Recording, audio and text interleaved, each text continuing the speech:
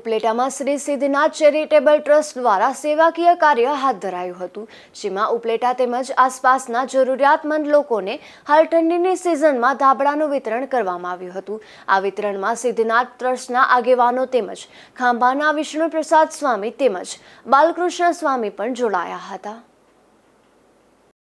નમસ્કાર, જયેશ ત્રિવેદી, પ્રમુખ Siddhnath charitable trust.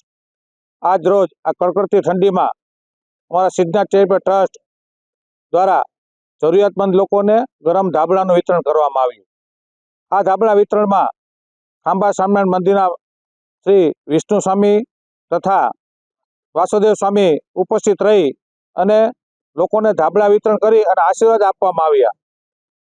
Siddhnath charitable trust દ્વારા અવારનવાર ઉનાળામાં સ્લીપર વિતરણ, શિયાળામાં ધાબળા વિતરણ તેમજ જરૂરિયાતમંદ લોકોને એમ્બ્યુલન્સની સેવા પૂરી પાડી અને યોગ્ય સ્થાને દવાખાને પણ પહોંચાડવામાં આવે છે અને દિવ્યાંગોને સાધન સહાય કેમ્પ તેમજ દિવ્યાંગોને સર્ટિફિકેટ સહાય કેમ્પ અને રાશન કાર્ડ જેને જરૂર હોય તેને રાશન કીટની પણ સિદ્ધનાથ ટ્રસ્ટ દ્વારા વિતરણ કરવામાં આવે છે।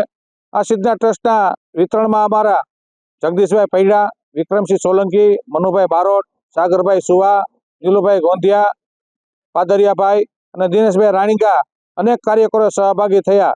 તે બદલ સિદ્ધનાથ ટ્રસ્ટનો અમે આભાર માનીએ છીએ અને આ ધાબળા વિતરણમાં અમને જમનભાઈ માણાવદરિયા પણ સહભાગી થયા, તેનો પણ અમે ખૂબ ખૂબ આભાર માનીએ છીએ।